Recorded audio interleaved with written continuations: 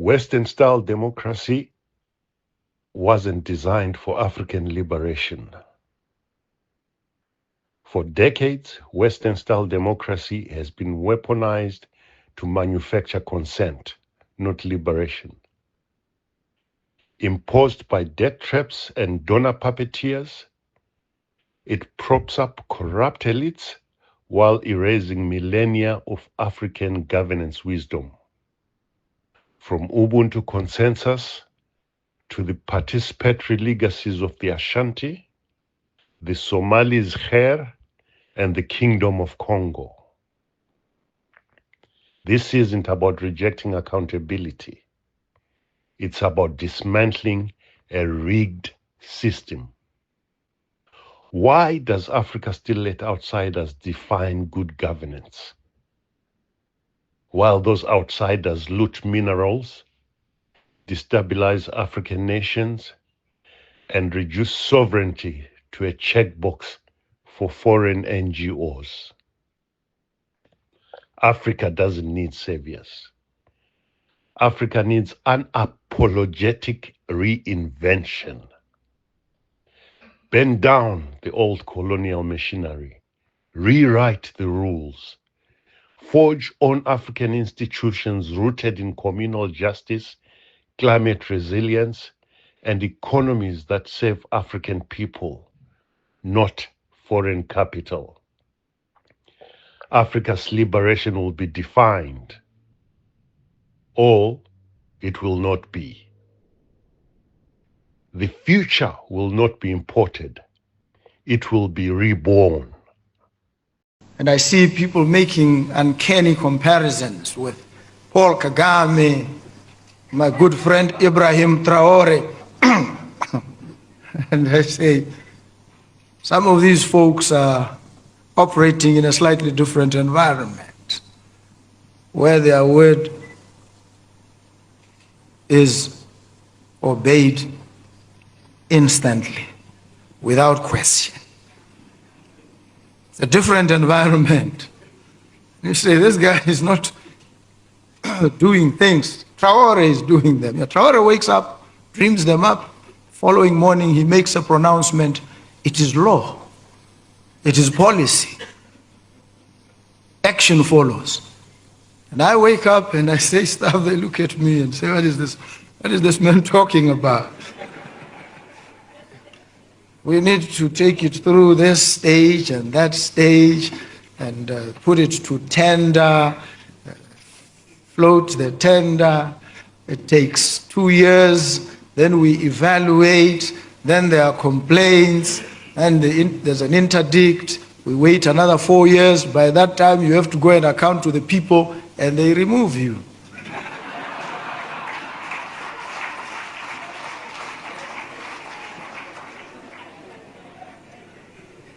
Those who came before me did not fail because they didn't have ideas. They did.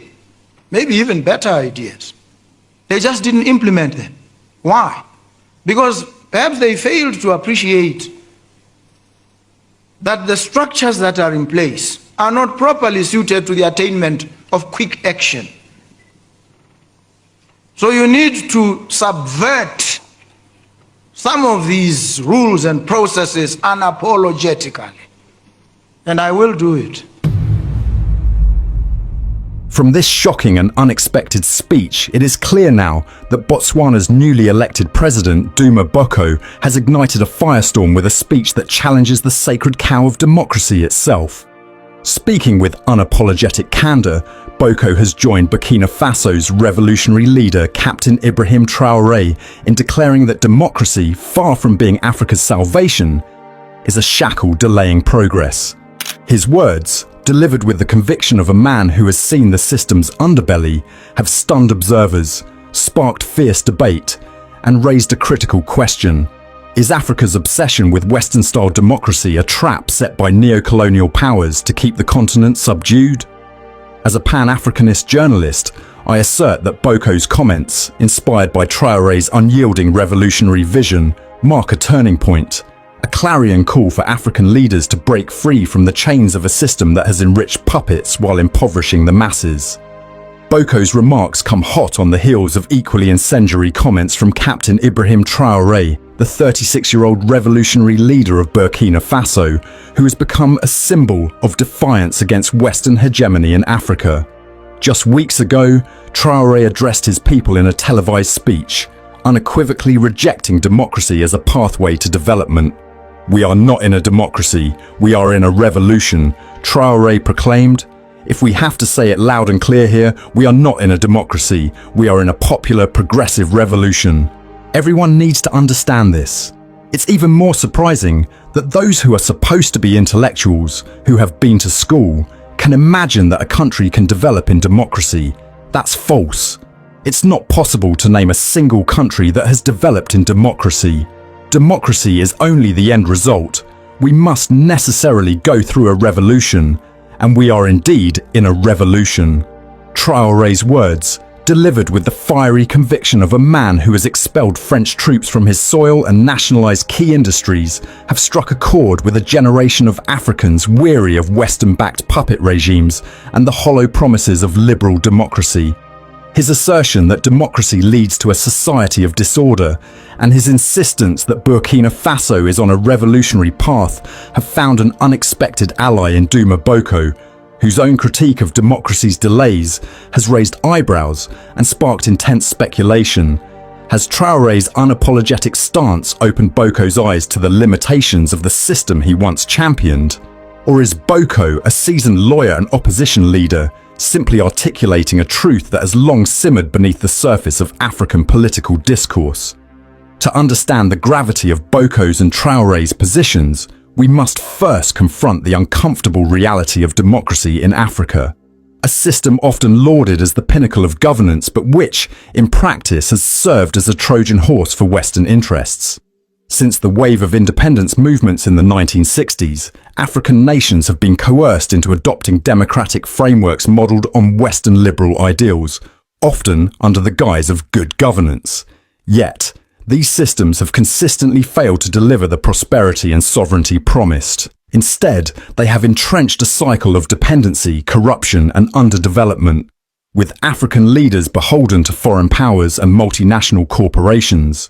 The democratic process, with its endless checks and balances, tenders, and consultations, has become a straitjacket for African progress.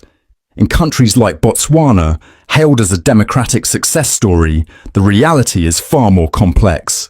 Despite its relative stability and diamond wealth, Botswana grapples with high unemployment, stark inequality, and an over-reliance on a single commodity, diamonds, controlled by multinational giant De Beers. The bureaucratic red tape that Boko so vividly described ensures that transformative policies are bogged down in years of deliberation, leaving citizens frustrated and leaders powerless to enact meaningful change. This is no accident.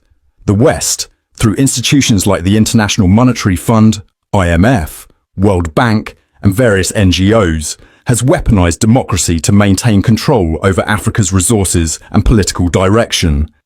By promoting a one-size-fits-all model of governance, they ensure that African leaders remain entangled in processes that prioritize foreign interests over national development. Elections, often manipulated through funding and media influence, serve as a mechanism to install compliant leaders, puppets who parrot democratic rhetoric while siphoning wealth to Western capitals. The result is a continent rich in resources but poor in outcomes, where the democratic facade masks a neocolonial reality. Consider the case of Nigeria, where democratic elections have produced leaders who oversee rampant corruption and economic stagnation, while multinational oil companies plunder the Niger Delta. Or Kenya, where electoral politics have fueled ethnic divisions and entrenched a political elite that serves foreign interests over the common good. In these and countless other examples, democracy has not been a tool for liberation, but a chain that binds Africa to its exploiters. The West's insistence on democracy as the only legitimate form of governance is not about empowering Africans, but about ensuring that the continent remains a pliable playground for global capitalism. In contrast, leaders like Paul Kagame of Rwanda and Ibrahim Traoré of Burkina Faso have demonstrated that decisive, revolutionary governance can yield tangible results, even in the face of Western criticism. Kagame, often labelled an authoritarian by Western media, has transformed Rwanda from a post-genocide wasteland into one of Africa's most dynamic economies. Since taking power in 2000, Kagame has overseen annual GDP growth averaging 7 to 8%, reduced poverty rates from 57% in 2005 to 38% in 2017, and positioned Rwanda as a hub for technology and innovation. His government's investments in healthcare, education, and infrastructure, such as the Kigali Innovation City, have made Rwanda a model of development, all while maintaining strict control over political dissent. Kagame's approach, which prioritizes action over endless debate, has allowed Rwanda to bypass the bureaucratic inertia that Boko laments. By centralizing power and streamlining decision-making, Kagame has implemented policies with remarkable speed, from universal healthcare coverage to ambitious renewable energy projects. While critics decry his suppression of opposition, Kagame argues that stability and progress require a strong hand, especially in a region scarred by conflict and foreign interference. For many Africans, Rwanda's clean streets, efficient governance, and economic vibrancy stand in stark contrast to the chaos of democratic experiments elsewhere. Similarly, Ibrahim Traoré has emerged as a revolutionary icon, galvanizing Burkina Faso and inspiring a continent-wide movement for sovereignty. Since seizing power in a 2022 coup, Traoré has taken bold steps to reclaim Burkina Faso's destiny. He expelled French troops, ended a decades-long military accord with France, and moved to nationalize key industries, including gold mining. His government has prioritized self-reliance, investing in agriculture and local manufacturing to reduce dependency on foreign aid. Traoré's vision, rooted in the Pan-Africanist legacy of Thomas Sankara, rejects the Western democratic model as a tool of neocolonial control. "He who feeds you controls you," Sankara famously said, a maxim Traoré has taken to heart. Under Traoré's leadership, Burkina Faso is undergoing a radical transformation, despite ongoing security challenges from jihadist insurgencies. His ability to mobilize popular support, evidenced by thousands rallying in Ouagadougou after a foiled coup attempt in April 2025, underscores the resonance of his revolutionary message. Traoré's insistence that democracy is only the end result and that a revolution is necessary for development has struck a nerve, particularly among Africa's youth, who see in him a leader unafraid to confront the West and its proxies. Duma Boko's recent comments suggest that he is awakening to the same truths that have fueled Kagame's and Traoré's success.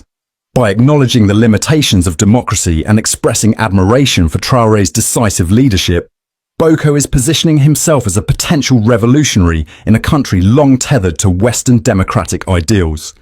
His pledge to subvert bureaucratic processes and prioritize action over endless tenders signals a willingness to challenge the status quo, even if it means courting controversy. Botswana, with its vast diamond reserves and stable institutions, is uniquely positioned to undergo a revolutionary transformation under Boko's leadership. However, the challenges are immense.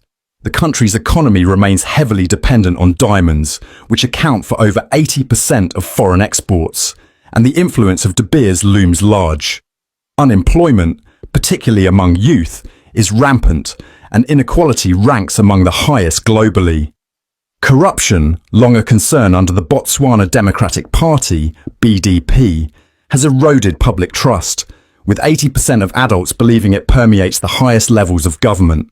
Boko's campaign promises, doubling the minimum wage, expanding social benefits, and creating jobs, require swift, decisive action that the current democratic framework may not accommodate. His recognition that those who came before me did not fail because they didn't have ideas, but because of structural constraints suggests a deep understanding of the systemic barriers to progress. By drawing inspiration from Traoré's revolutionary approach, Boko could bypass these barriers, streamlining governance to deliver results for Botswana's 2.5 million citizens. For instance, Boko's proposal to legalize undocumented Zimbabweans and leverage their skills in industries like welding and plumbing reflects a pragmatic, action-oriented mindset. Similarly, his interest in diversifying the economy through cannabis and solar power indicates a willingness to think outside the diamond-dependent box. By adopting Traore's model of rapid policy implementation, Boko could transform Botswana into a hub for innovation and self-reliance, reducing its reliance on Western markets and institutions. Boko's alignment with Traore's revolutionary rhetoric has profound implications for Africa as a whole. Across the continent, a new generation of leaders and citizens is questioning the efficacy of democracy in a context of neocolonial exploitation. From Mali to Niger to Guinea, military-led governments are rejecting Western influence and embracing sovereignty, inspired by figures like Traore. Boko, as the leader of a democratic state, occupies a unique position. He has the opportunity to bridge the gap between revolutionary ideals and democratic institutions, proving that rapid transformative change is possible within a legal framework. This is not to say that Boko's path will be easy. His vow to relish the fire from politicians suggests he anticipates resistance from entrenched elites and foreign interests. The West, which has long viewed Botswana as a compliant ally, may push back against any moves to assert greater sovereignty. The United States, for example, recently praised its close strategic partnership with Botswana, particularly in trade and security. Reports of Boko's alleged plan to shut down US military bases, though unconfirmed, have already sparked debate about his intentions. Moreover, Boko must navigate the expectations of a populace accustomed to democratic norms. Botswana's smooth transfer of power in 2024 was hailed as a testament to its democratic maturity, and Boko himself has celebrated this legacy. Balancing revolutionary action with democratic accountability will require political dexterity, especially in a country where independent institutions, though weakened under the BDP, remain a source of national pride. Yet, the potential rewards are immense. If Boko can harness Traore's revolutionary spirit while leveraging Botswana's stability and resources, he could redefine what governance means in Africa. By prioritizing outcomes over processes, he could deliver the jobs, infrastructure, and economic diversification that Botswanans crave, setting a precedent for other nations to follow. His legal expertise, which he emphasized in his speech, could be a key asset in navigating the complexities of governance while pushing boundaries. Boko's and Traore's critiques of democracy expose a deeper truth. Many African leaders have used the democratic label to mask their complicity in neo-colonial exploitation. From Ghana's Nana Akufo-Addo, who presides over a debt-ridden economy beholden to IMF bailouts, to South Africa's Cyril Ramaphosa, whose government has failed to address land reform or curb corporate monopolies, democratic leaders often serve as gatekeepers for Western interests. These puppets, installed through elections bankrolled by foreign donors, maintain the illusion of self-governance while ensuring that Africa's wealth flows outward. The Democratic Republic of Congo, DRC, offers a stark example. Despite its vast mineral wealth, including 70% of the world's cobalt, the DRC remains one of the poorest nations on Earth, with democratic elections producing leaders who prioritize foreign mining companies over their citizens. Similarly, in Zambia, democratic governments have overseen the privatization of copper mines, enriching Western corporations while leaving communities destitute. These are not anomalies, but the inevitable outcomes of a system designed to perpetuate dependency. In contrast, leaders like Kagame and Traore have exposed the hypocrisy of this model. Kagame's refusal to bow to Western pressure, evidenced by Rwanda's independent foreign policy and rejection of aid conditionality, has earned him both admiration and vilification. Traore's expulsion of French troops and his push for economic self-reliance have made him a folk hero, despite Western attempts to paint him as a destabilizing force. These leaders understand that true sovereignty requires breaking free from the democratic trap and embracing a governance model that prioritizes the people over foreign interests. Duma Boko's recent speech is more than a critique of democracy. It is a call to action for a continent at a crossroads. By aligning himself with Ibrahim Traore's revolutionary vision, Boko is challenging African leaders to rethink the systems that have held them back. His promise to act decisively, even within the law, suggests a hybrid approach that could resonate beyond Botswana, offering a blueprint for governance that combines revolutionary zeal with institutional stability.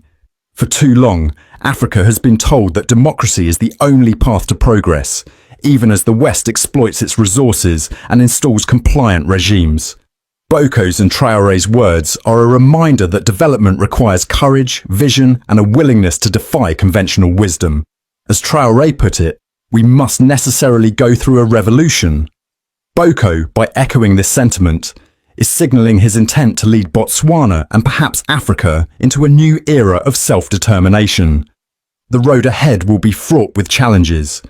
Boko must contend with a global system that punishes African nations for asserting their sovereignty, as well as domestic forces resistant to change. Yet, his resolve to relish the fire and his admiration for Traoré's decisive leadership suggest he is prepared for the fight. If he succeeds, Botswana could become a beacon of revolutionary governance, proving that Africa can chart its own path to prosperity. As Pan-Africanists, we must rally behind leaders like Boko and Traoré who dare to dream of a liberated Africa. Their words are a wake-up call, urging us to reject the democratic mirage and embrace the revolutionary fire that burns within our collective spirit. The time for hesitation is over. The time for action is now. Let us stand with Duma Boko as he seeks to revolutionize Botswana, and let us join Ibrahim Traoré in building an Africa that is truly free, sovereign, and prosperous. As I conclude, brothers and sisters, Duma Boko's audacious critique of democracy, inspired by Captain Ibrahim Traoré's revolutionary fervour, marks a pivotal moment in Africa's quest for true sovereignty and development. By declaring that democracy's bureaucratic quagmire stifles progress, Boko has shattered Botswana's image as Africa's democratic darling and exposed a deeper truth. The Western-imposed system has been a tool of neocolonial control, empowering puppets while impoverishing the masses. His vow to subvert these constraints within the law, coupled with his admiration for Traoré's swift action and Kagame's results-driven governance, signals a bold vision to revolutionize Botswana. This is not a rejection of governance, but a redefinition of it, one that prioritizes the people over processes, action over rhetoric, and African solutions over Western dogma. The implications of Boko's stance reverberate far beyond Botswana. Across Africa, democracy has failed to deliver on its promises. From Nigeria's oil-soaked corruption to South Africa's persistent inequality, the continent's democratic experiments have enriched elites and foreign corporations while leaving millions in poverty. Leaders like Traoré and Kagame, who have dared to defy this model, offer a compelling alternative: centralized vision, decisive action, and unapologetic sovereignty. Traoré's Burkina Faso, with its focus on nationalized resources and local empowerment, and Kagame's Rwanda, with its remarkable economic and social progress, prove that development need not wait for endless debates or foreign approval. Boko, by embracing this revolutionary ethos, positions Botswana as a potential leader in Africa's awakening, a nation that could show the world what African governance, rooted in African realities, can achieve. For Pan-Africanists, Boko's emergence is a clarion call to rally behind leaders who reject the democracy deception and embrace a revolutionary model that places Africa's dignity and progress first. As Botswana stands at this crossroads, so does the continent. The time for mimicking Western systems is over. Africa's future lies in the courage of leaders like Boko, Traoré, and Kagame, who dare to dream of a liberated, prosperous continent and act to make it a reality. Let us, as Africans, support this revolution, not with blind faith, but with vigilant solidarity, ensuring that the people's aspirations guide every step. The dawn of a new Africa is here, and it begins with the rejection of chains disguised as freedom. So this is what Botswana is about. And this is what the country now wants to see. And we are changing it. It's going to change. Big time. Seriously, massively, quickly. And that means some of the time we are going to go swim against the tide. We are going to break free of the old molds that have constrained us, thwarted and prevented spectacular success for the country. We're going to change all those.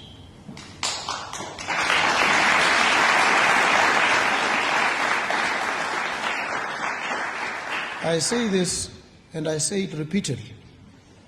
I say it because it has attracted some pushback, some counter-narratives. He's trying to be a dictator. No. Not being a dictator. It's an appreciation that if we have 3 years, we're not going to behave as if we have 58 years. I don't have 58 years. I don't want 58 years. I don't need 58 years. So even if you gave me 58 years, I'll still do what I'm doing, because I want this to change in the shortest possible time. And it's going to change.